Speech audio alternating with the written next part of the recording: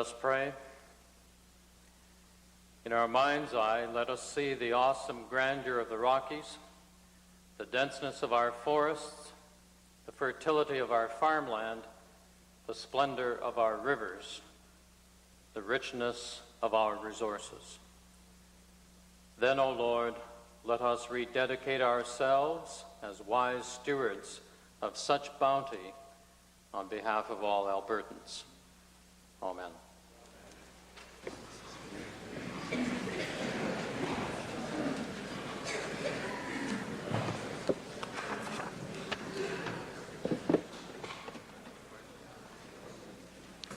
Introduction of visitors. Presenting petitions. Reading and receiving petitions. Presenting reports by standing and special committees. Notices of motions. Introduction of bills. Mr. Speaker, I'd like to present today for first reading Bill 212, the Retail Business Holiday Act.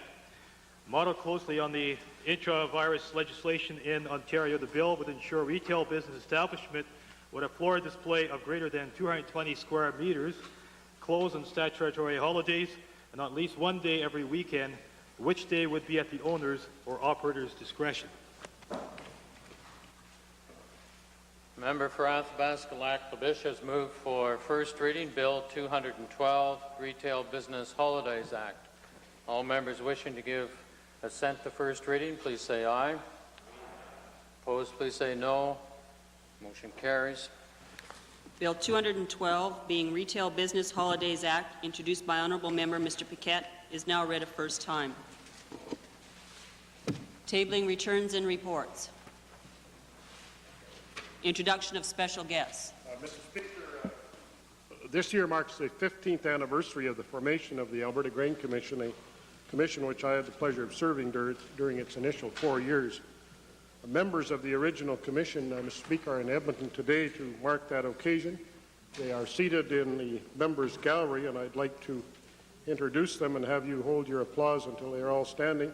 They are Mr. Art Renflish, Mr. Gunnar Lindquist, Mr. Con Yurko, Mr. Joe Ference, Mr. Jack Gore, Mr. Dave Bernston, Mr. Dave Jancy, Mr. John Shannon, the chairman, and Mrs. Donna Wadley, the secretary of the commission. Would you kindly give them your applause?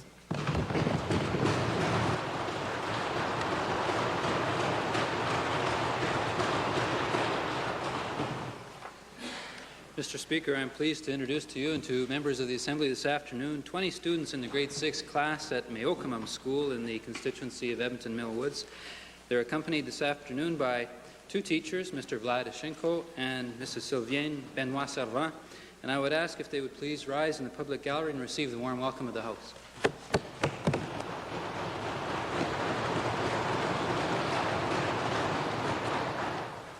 Edmonton Glengarry. Mr. Speaker, I take pleasure in introducing to you and to members of the Assembly 20 grade 6 students from Lauderdale Elementary School. They are accompanied by their teacher, Mrs. Rhonda Saffron, and bus driver, Mr. Herman Hamilton. I had pleasure meeting them and talking with them earlier today, and I would like them to rise now and receive the traditional warm welcome of the Assembly.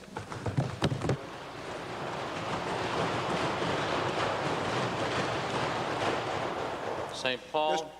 Mr. Speaker, it is my pleasure to introduce to you and members of the Assembly 18 grade 10 students from Mallaig School in the St. Paul constituency. They are accompanied by their teacher, Don Katarinich. This group is their teacher's delight and their parents' hope for a better tomorrow, a great tomorrow. I would like them now to rise and receive the traditional welcome of the House. They are seated in the public gallery.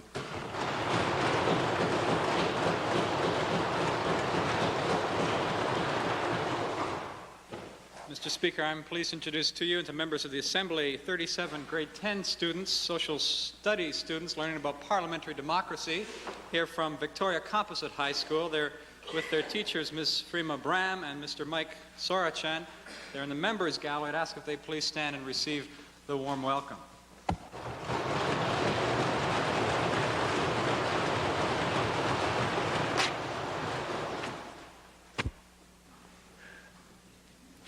Ministerial statements. Oral question period. Mr. Speaker, I'd like to direct the first question to the Minister of Social Services. Mr. Speaker, young people who lack employment options and unemployment insurance benefits are forced under our system to turn towards the provincial government. Mr. Speaker, there are studies which show that few, if any, young people on social assistance receive any job training or counseling. My question to the Minister, could the Minister indicate how cutting the housing allowance will help this growing group of young people cope with society in the future?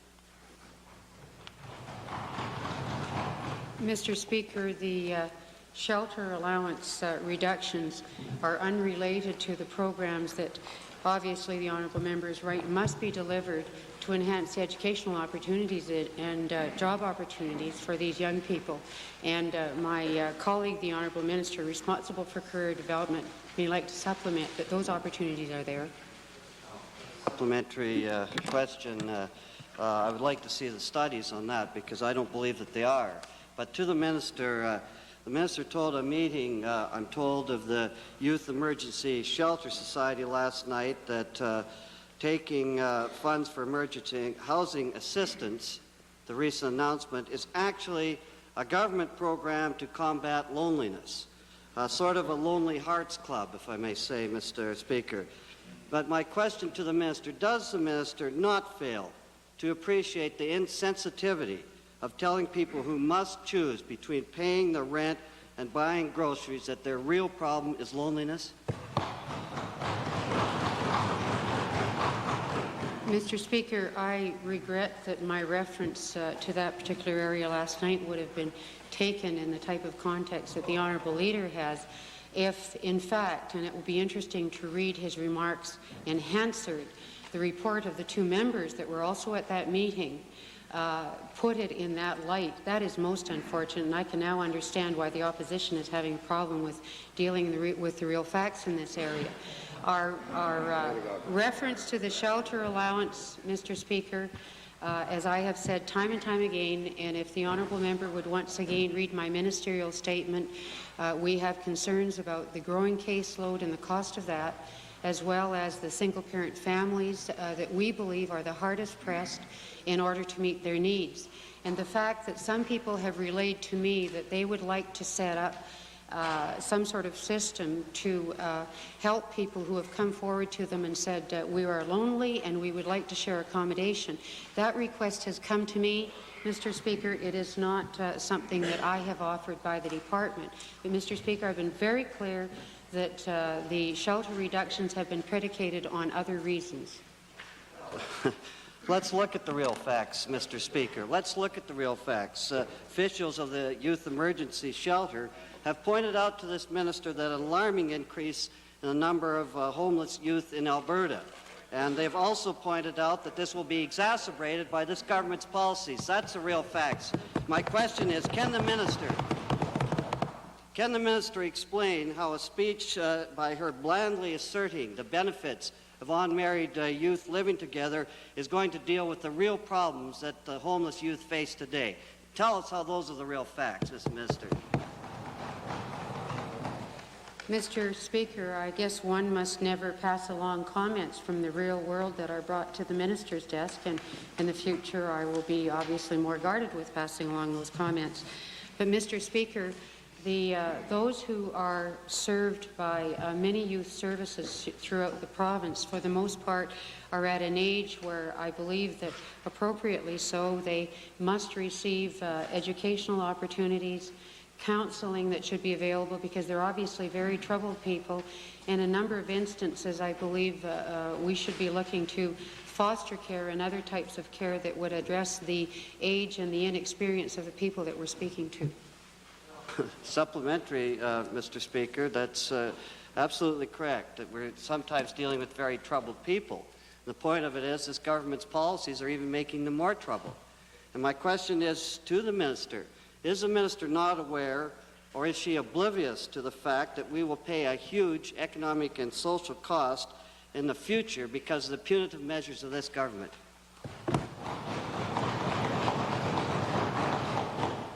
Mr. Speaker, I think that all honourable members of the Assembly certainly recognize the what I would call small, but a small proportion of people who would be classified in the single employable, and the honourable member, I think, is mixing two groups of people here together. And the number of youth that should be served and those people that are troubled because of a number of horrendous circumstances that have been identified in their backgrounds need to be served, and that is unrelated to the shelter allowance that is being accorded to the single employables in the province. Edmonton Gold Bar, supplementary. Thank you, Mr. Speaker. Mr. Speaker, I must say that local agencies, and I must say it with regret, are shocked and surprised by the minister's gratuitous comments. Is the minister suggesting that any two homeless teenagers at the youth emergency shelter experiencing difficulties without any means in need of support should or could find suitable accommodation on their own at the current rates? Mr. Speaker, every single circumstance for the teenagers who reach the stage where they must be involved in the care of the shelter obviously have to be spoken to in a very different manner than the single employables. Second main question, Leader of the Opposition. Mr. Speaker, I'd like to direct the second question to the provincial treasurer. I'd like to turn from the government's plan to shaft the poor to shafting everybody. My question refers to a statement made in Hansard yesterday by the Honourable Treasurer, where he says, and I quote, that what this budget does is redirect any tax impact away from lower-income Albertans onto the higher-income levels, clearly saving those low-income Albertans from the major impact of this tax. My question to the Treasurer, would the Treasurer tell the Assembly that, in fact, low-income renters will actually lose up to $400 in income because the government has abolished the renter assistance? And doesn't this really make a mockery of a statement yesterday? Mr. Speaker, this government has always maintained the clear principle that we will protect those people on low incomes. Now, right across the range of assessment and taxation, which has been introduced in this budget, Mr. Speaker, that clear principle is at the heart. No matter what the socialists say across the way, in fact, that is the essence of this. Had there been a socialist regime anywhere in the civilized world, taxes rise at a much more rapid rate than any other democratic system, Mr. Speaker. The facts speak for themselves. Yes, Mr. Speaker, they certainly do speak for themselves. He forgot to tell us about that. But to move on, I'd like to ask the provincial treasurer, is he aware of the incredibly punitive effect of his tax changes on some middle-income renters who will face income tax increases in excess of 100% this year? Well, Mr. Speaker, those are wrong calculations. Now, if the member wants to table something, whether it's a strange memo that showed up from somewhere, that's fine. I'll go ahead and do it. But my calculations show, Mr. Speaker, that in fact, at the middle income to low income levels, that in fact the tax rate has been reduced relative to the increases in other tax-paying groups. And in fact, as I said before, Mr. Speaker, the Alberta selective tax reduction will in fact either ease or reduce entirely the tax an additional 245,000 Albertans. Mr. Speaker, under the selective tax reduction, some 500,000 Albertans will receive a tax assistance or in fact tax reductions or will pay no tax under this tax regime. Moreover, Mr. Speaker, as I pointed out many times before, and I hope the member from Norwood is listening, that in fact the surtax, Mr. Speaker, applies to the provincial tax levels above the $3,700 and of course would exempt those people who have provincial tax below that level. Mr. Speaker, clearly, right across the range of tax regimes, including of course the fact that Alberta still has no income tax, at least no sales tax, which in fact is one of the most major savings in terms of regressivity of the tax system itself, making Alberta unique among all Canadian provinces, Mr. Speaker. That in itself protects the low-income people, and the member is quick to forget that and to not point that out when he's speaking, Mr. Speaker. I know he doesn't like this tax system because it does in fact do as we say. It redirects the tax away from the low-income. Order, please. Honourable Supplementary question. Well, the minister has selective hearing. He keeps forgetting about the term renters that we're talking about. And he hasn't denied it. He's just trying to rant and rave so that people don't know what's really in that budget. That's right. But let me give him the example. Let me give him the example. A taxpayer with a taxable income of $10,600. Supplementary question, please. Mr. Speaker, paid $411 in income tax in 1986. They'll pay $852. My question is, how can he justify doubling the income taxes paid by some middle-income Albertans? Mr. Speaker, it's interesting to say that they've now shot all the salvos. They brought in the member from Kingsway, who no longer is able to ask the questions, I notice, Mr. Speaker. I don't think they trust him Mr. Speaker, with those questions. If I was a member from Kingsway, I'd be scratching my head, too. You know, he's supposed to be the critic. We never hear from him anymore, Mr. Speaker. Pretty soon John will pull you, That's too. a type of smart alecky answer that people do not want from this treasurer. They want answers. That's right. Mr. Speaker, he says that he's shifting the income onto the rich.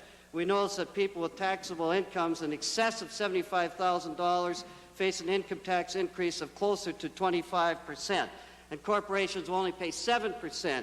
When is this government going to put some fairness back into the taxation system and quit giving us this buffalo that they're here? Well, Mr. Speaker, this is one time, Mr. Speaker, and we're not talking to the socialists across the way. We're talking to all Albertans with this plan, Mr. Speaker, because the people of Alberta know that under a socialist regime, the taxes would increase infinitely.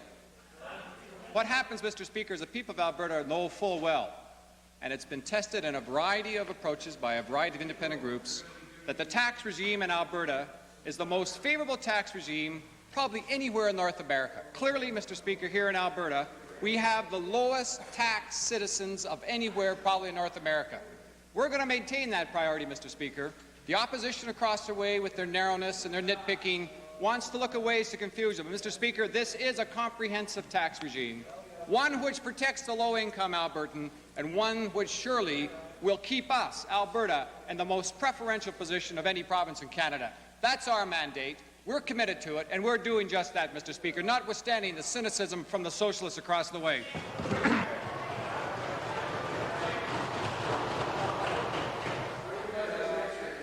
Member for Westlock Sturgeon, supplementary. Mr. If I may ask the question of the Jimmy Swagger to the front benches over there, I would like to ask the treasurer if he would just consider reinstituting the rental credit for low-income earners. It's a good cash credit which would bring out some of the vicious discrimination that is now in his budget against the low-income people of Alberta. Well, Mr. Speaker, again, the two socialist parties now are misstating the position. Clearly, Mr. Speaker, you talk about vicious moves. The history of the Liberal Party in this country is rampant with vicious statements and vicious policies directed against the province of Alberta. That is clearly the legacy of the Liberal Party across the way, Mr. Speaker. Let me talk about the renter tax credit, Mr. Speaker. Here we have, Mr. Speaker, a case where, in fact, we have in Alberta, probably across all of the urban communities, the lowest ratio of rental cost to income. Now, there's no question that, in fact, that is the case. Moreover, Mr. Speaker, the vacancy rate across most of Alberta is, in fact, at the highest levels ever. What we find, Mr. Speaker, is the economic comparatives, which drive the relationship between the amount you pay for rent and the availability of rent itself, is in favor of the landlord, in favor of the tenant right now. And therefore, this adjustment, Mr. Speaker, does very little to impinge or to put additional costs on those people who rent, because they now have a market economy where, in fact, the renter drives the economy. Mr. Speaker, as well, it should be very clear that this program does not impinge or does not impact the lower income rental assistance programs, which in fact are provided by the government in a range of other areas, protecting lower income people once more and sheltering their cost of shelter from higher or less income and higher costs. Mr. Speaker, it is the rental tax credit that he's referring to. It's not going to impinge that much on the renter, and in fact the market system itself is going to correct and will in fact be in favor of the person who's writing right now, Mr. Speaker. Main question, Westlock Sturgeon. Mr. Speaker, I'd like to direct this question to the Minister of Economic Development and Trade.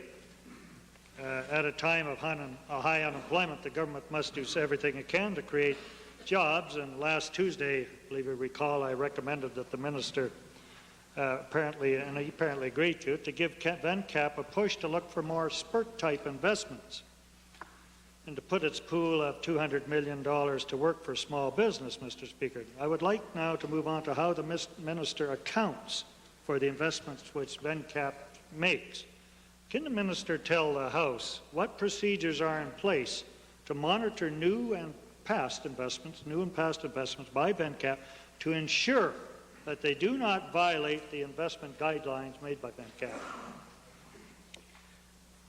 Mr. Speaker, the legislation under which VenCap was created provides for VenCap to be an arm's-length corporation, and it is arm's length from the government. The government, as I've indicated in the House on a number of occasions, does not get involved in the decision-making of the corporation with respect to selection of clients or investments in various equities or other things. I do, however, from time to time have meetings with the chairman of the board, and those will continue.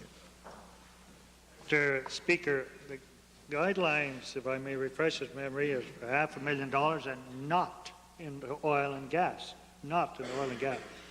Can the minister then tell the House if there's been any evidence of any firm that VenCap's given money to engaging in business activities which would violate these investment guidelines?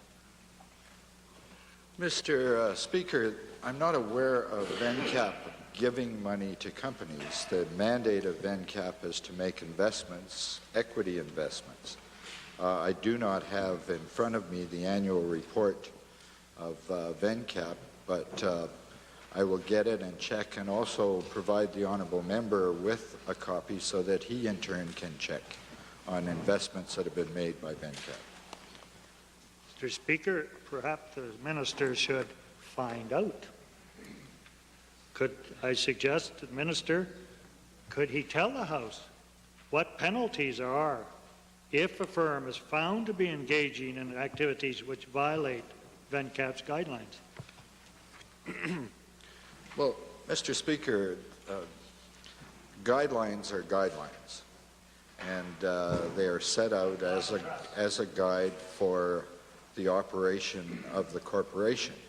It is bound, the corporation is bound by the legislation, and the guidelines have been provided to VenCap in addition to that, expressing a direction that the government requested VenCap to take in March of 1983 with respect to the nature of investments that they would make. And those are guidelines and not legislation. Mr. Speaker, it would be interesting to know if even those guidelines were kept to. But let's try something. Was the minister consulted by VenCap officials before VenCap recently sold its 10% share in a Nisku company, Conrad Manufacturing, to Canadian General Electric? Did he approve of the sale? Mr. Speaker, I guess I'm having some difficulty in communicating with the member for Westlock Sturgeon. The company is an arm's length company, and it was structured in that way to eliminate political interference in their decision making. And the company functions in that way. The government does not get involved in specific decisions that the company makes with respect to either making acquisitions by way of venture investments or disposing of those investments. Nor do we think, as a government, that it would be appropriate for the government to be involved in those decisions. It is appropriate for the government from time to time to express its policy views, but not to get involved in the decision-making with respect to individual loans or divestiture of those investments. Supplementary, Clover Bar. Speaker, to the Honourable Minister, we realize that VENCAP and the Alberta Small Business Equity Corporation serve different purposes. And the Aspect program, Alberta Small Business Equity, is basically for the small business. But has VENCAP done anything at all for small business in this province?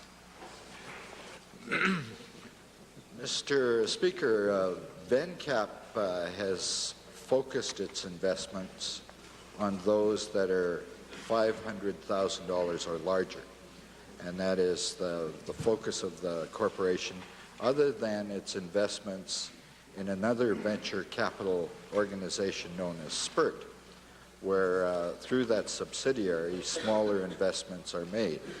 And VENCAP has, to this time, focused on larger investments, those above $500,000. Edmonton Kingsway, supplementary. Mr. Speaker, my question to the Minister is, during the Heritage Trust Fund hearings, I raised the question that several of the companies that had been invested in by VENCAP were not registered in Alberta. Have you any update on that situation, or have you checked that out? Mr. Speaker, the investments that have been made by VENCAP meet the terms and conditions of the legislation. And there are a variety of terms and conditions. And I think that the honourable member could find that information very easily by referring to the annual report of VENCAP. Member for Little Bow, followed by the member for Calgary Foothills. My question is to the Minister of Energy. Mr. Mass, the Federal Energy Minister, is going to establish an energy symposium in Calgary in June. It's an invitation-only type meeting.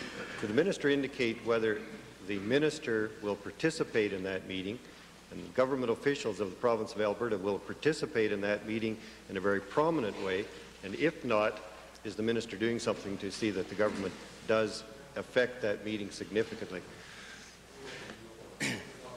Well, Mr. Speaker, the honourable member is referring to the hearings or seminars or conferences that the honourable federal minister announced yesterday to be held across the country to review a broad spectrum of energy matters. We have no objection to the honourable member or minister proceeding with those discussions or those seminars on the assumption that oil and gas and coal matters are going to be dealt with on an ongoing basis. And when we met with the federal minister in January, he indicated that he was wanting to initiate some broad ranging views through these seminars to discuss a wide range of matters. However, we emphasize that our concentration in the upcoming months would be to, first of all, see a viable conventional oil and gas industry in this province, and secondly, to see that the non-conventional projects that we want to have go forward, we would consult with them and the industry to see that they do go forward, so that our heavy emphasis would be on those areas. With respect to participation, we haven't assessed at this stage and haven't consulted with the industry yet as to what kind of participation would result. Mr. Speaker, a supplementary question. Tom Cairns, Bay Street Tory, has been appointed the chairman of this series of meetings and hearings that will take place in Canada. Could the minister indicate whether there is going to be a Western representation and Eastern representation to complement that Central Canadian representation on that committee? And if there isn't, is the minister prepared to recommend someone to the federal minister that should work with Mr. Cairns to carry out that task? Mr. Speaker, I don't know what the federal minister is going to do in terms of makeup of that particular committee, although he did indicate to us by letter that he was initiating these meetings with the chairman referred to as Mr. Cairns, and we were aware of that, but we don't know the makeup of the committee. Mr. Speaker, a supplementary question. In terms of the recommendations that come from that either one-man committee or small committee. Will the minister be able to assure Albertans that the recommendations that come forth and may be accepted by the federal government, that the provinces in Canada, if their rights are infringed upon, say the oil and gas rights or other resource rights that we have as a province, that the province will have some form of veto to prevent federal policy being imposed on us at the provincial level? Well, Mr. Speaker, certainly we can't anticipate what kind of recommendations are going to be coming from that group. I will say, though, that the time frame that has been suggested, a one-year time frame, is not a time frame in which we intend to have our discussions as it relates to non-conventional oil projects to come on stream. We put in process in January at the federal ministers' meeting consisting of provincial ministers from across the country and the federal minister that we would form a officials committee. They would review options as to how we can see these oil sands projects, offshore projects come on stream, and with recommendations to be made to ministers by the 1st of July. So the time frame that we're working in dealing with oil and gas is in that time frame. I emphasize the oil part of it. On the gas side, with gas deregulation and the discussions that are going on there, it's our intention to have continued discussions with the federal government so that these problems are going to be dealt with in the upcoming months, not to be left to some long-term committee for discussion. Final supplementary, Littlebow. Calgary-Buffalo supplementary.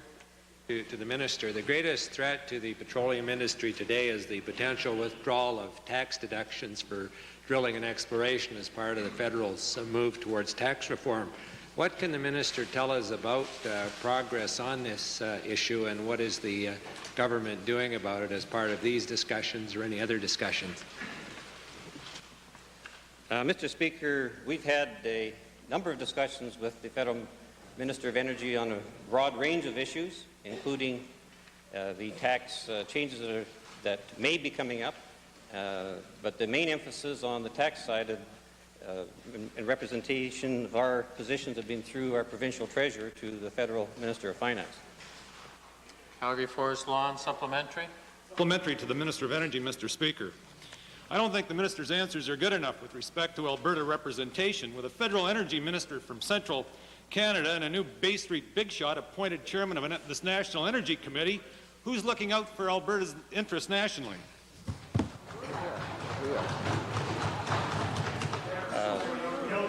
Certainly not the honourable member from across the way. We are, Mr. Speaker. Main question, Calgary Foothills, followed by the member for Calgary Forest Lawn.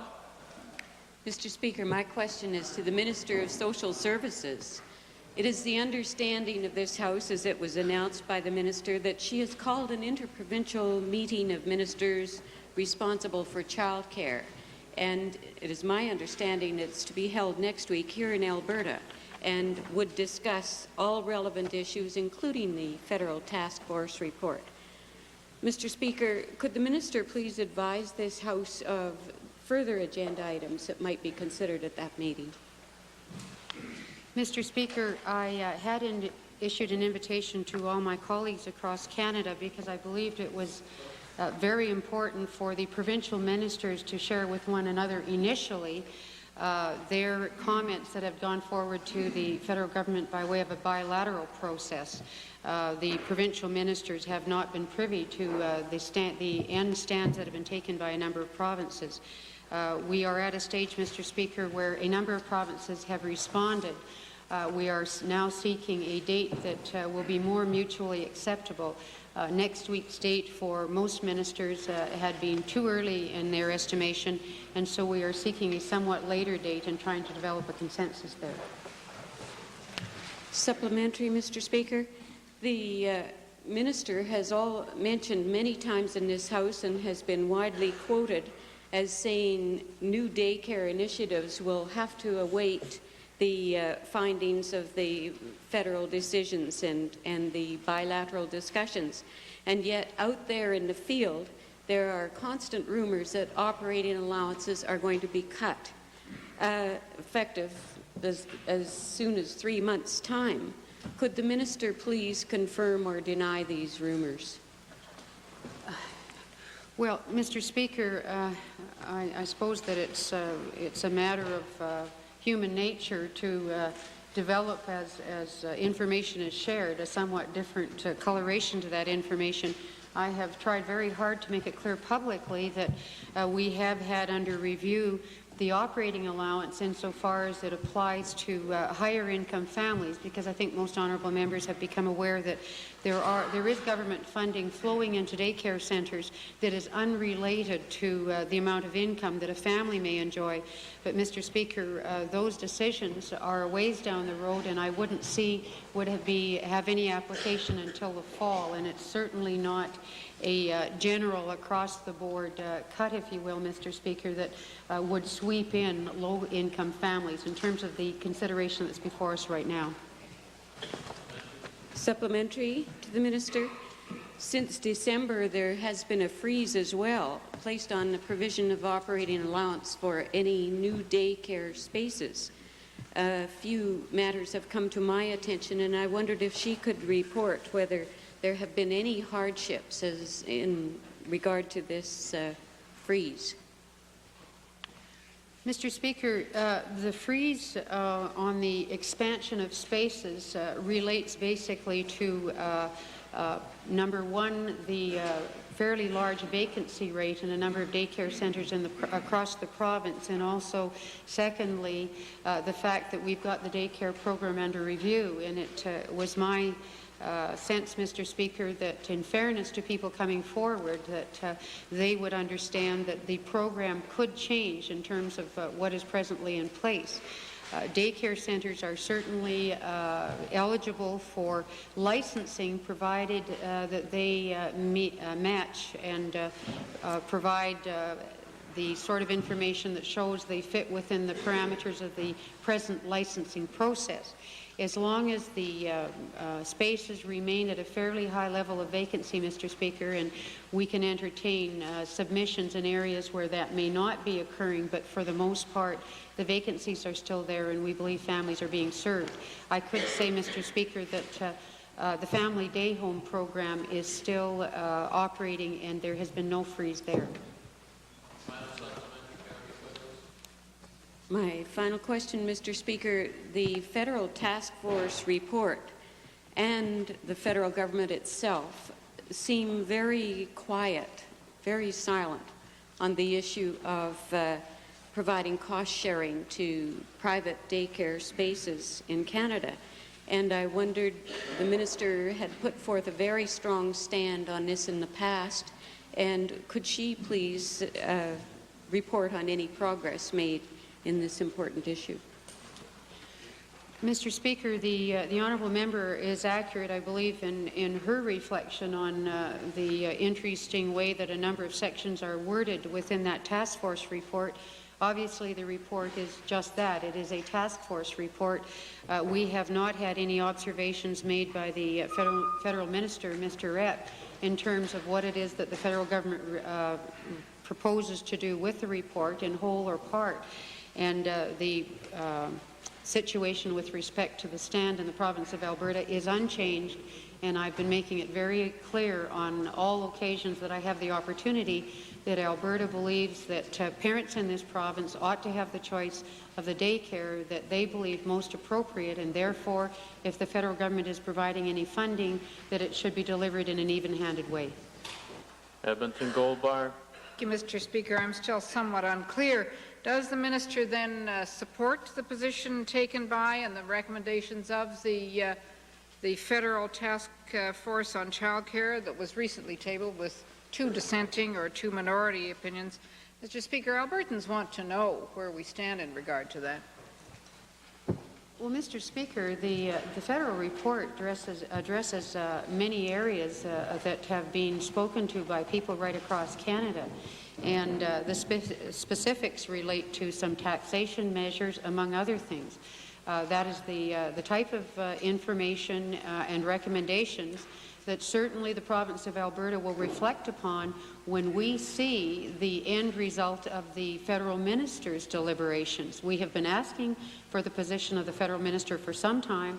We've made some very strong representations by the province of Alberta in terms of our parents here and our strong belief that they ought to be given choice in the type of child care, whether we're speaking to institutional or home care.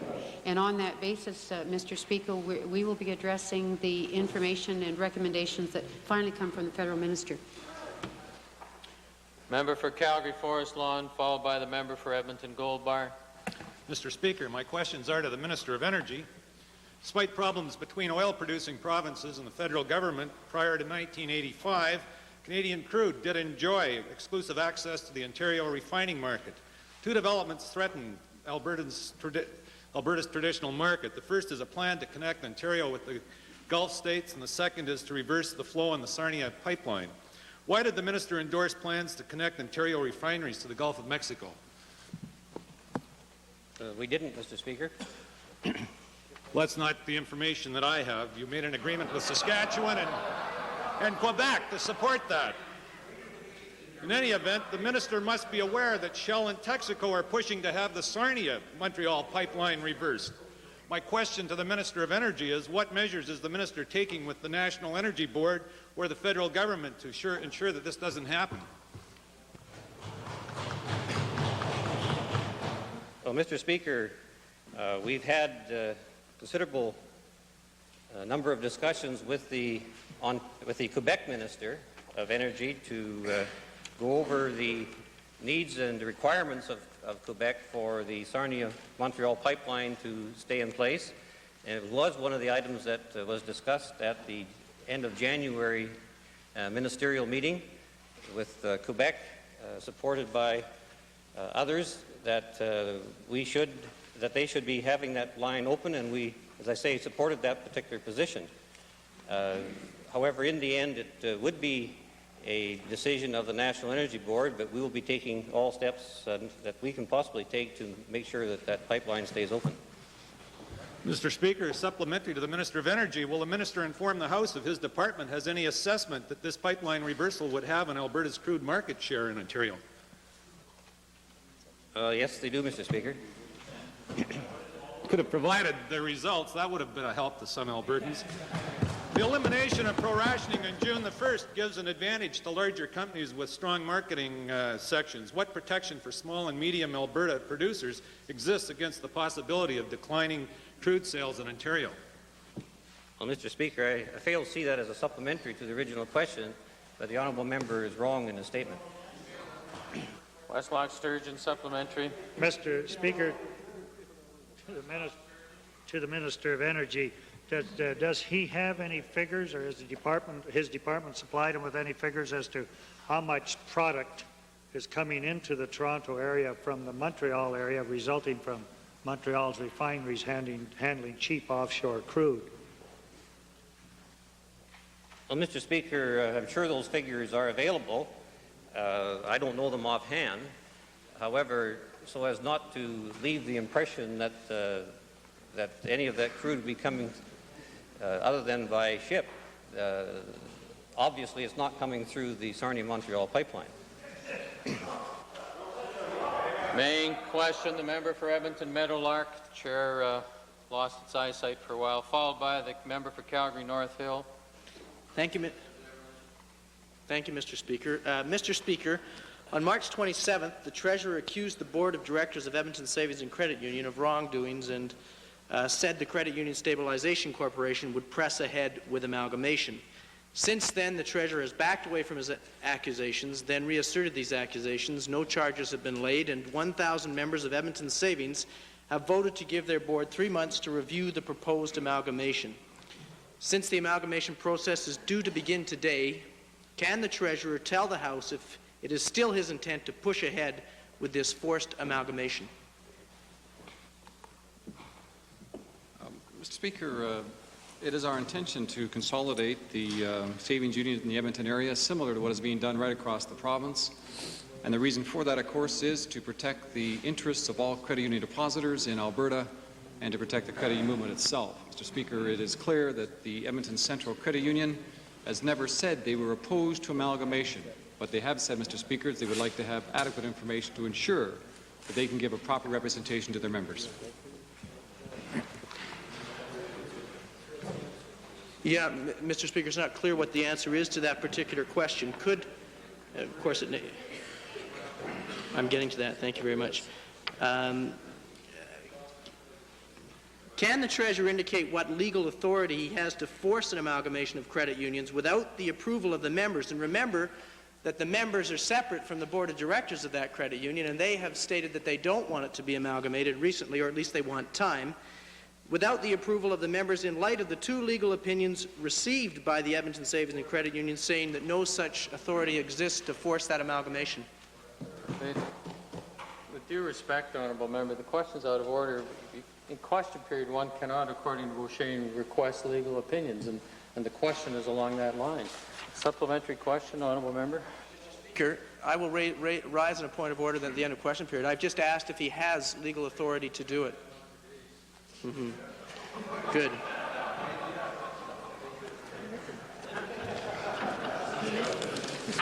Yeah, do you miss them? That's right. Thank you. It's clear, Mr. Speaker, that the Treasurer doesn't understand that my mother is in the gallery, or he would be much less mean in answering these questions.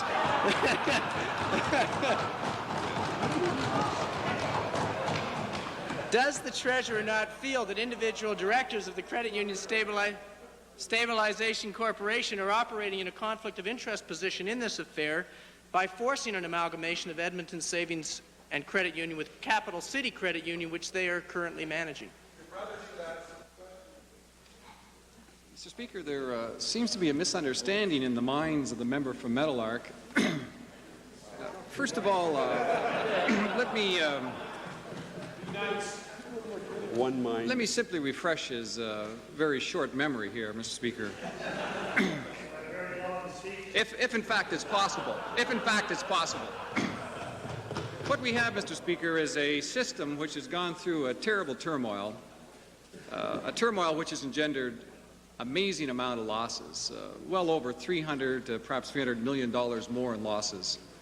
Unfortunately, one of the entities which suffered largest losses was, in fact, the Edmonton Central Credit Union. And that credit union losses, the last time I looked, was of the order of $93 million. Mr.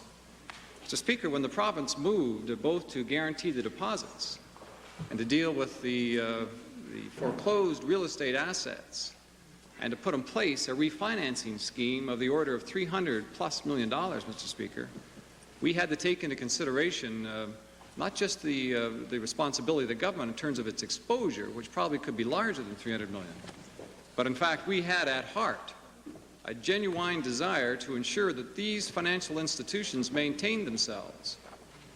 And without a question, Mr. Speaker, we did not equivocate in our assistance. We moved quickly, we took firm hold of the problem, and we worked with the credit union movement itself to find a resolution of this problem.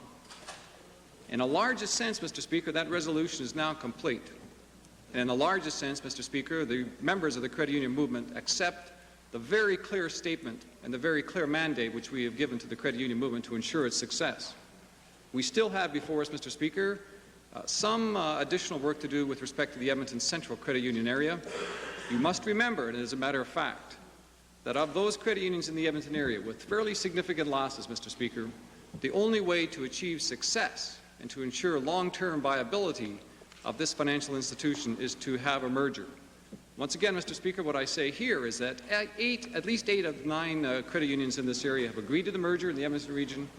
Moreover, Mr. Speaker, the Edmonton Central Credit Union itself has not said it's opposed to it.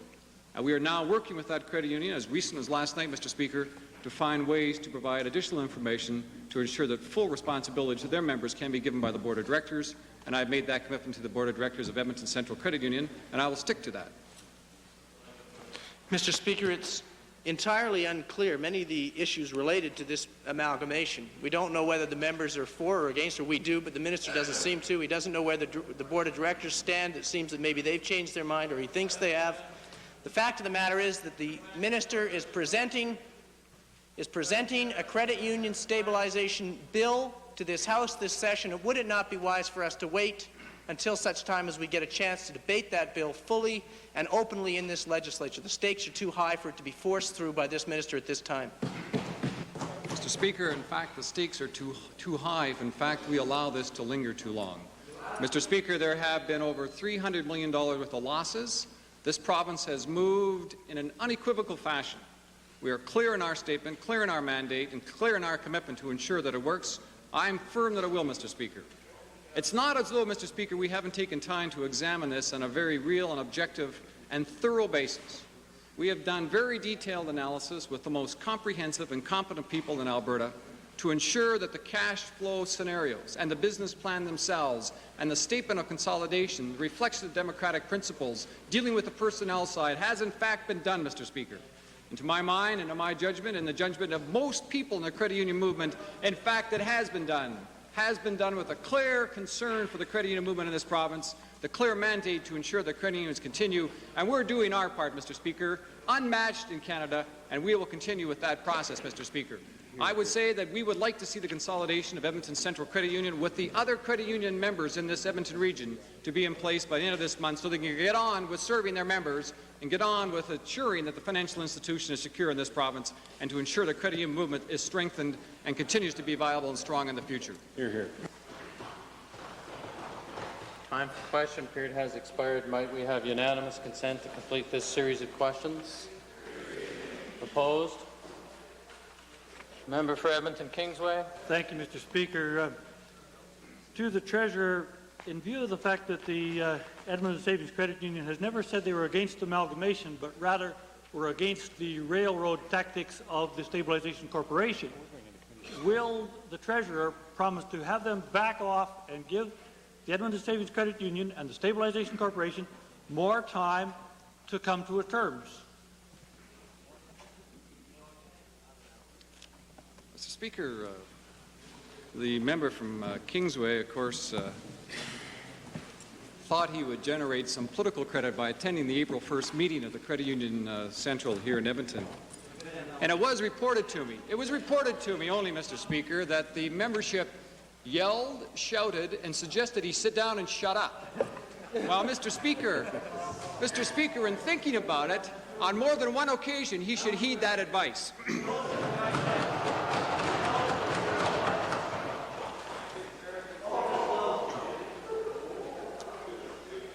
Point of order, Edmonton Meadowlark, citing from Beauchesne or standing orders. The complaint. I'd like to cite from Beauchesne, Section 358, Mr. Speaker, please, concerning the question of not requesting a legal opinion from a minister. I agree with that citation. I'm just simply disagreeing that I was requesting a legal opinion. I was requesting whether he had got a legal opinion and therefore whether he was acting under any kind of authority. I believe therefore my question should not have been ruled out of order, and I would simply like to make that point at this time. Thank you. Beauchesne is very slow to answer questions. It would be nice if he would be quicker to answer questions. Matter, honourable member. Now you're out of order. The matter actually, the honourable member should look further to citation 360, subsection 1, which deals with the issue as raised by the member, and I'm sure the member, when the member has a bit more time to read the blues as to what exactly was said, would understand as to why citation 360, subsection 1 takes effect, that it was indeed point of order, that the question not be asked in the form in which it was given to the House. Having said that, the Chair is also certain that Edmonton Meadowlark has sufficient creativity to come back and to rephrase questions without violating the rules. Orders of the day. Mr. Speaker, I move that question 1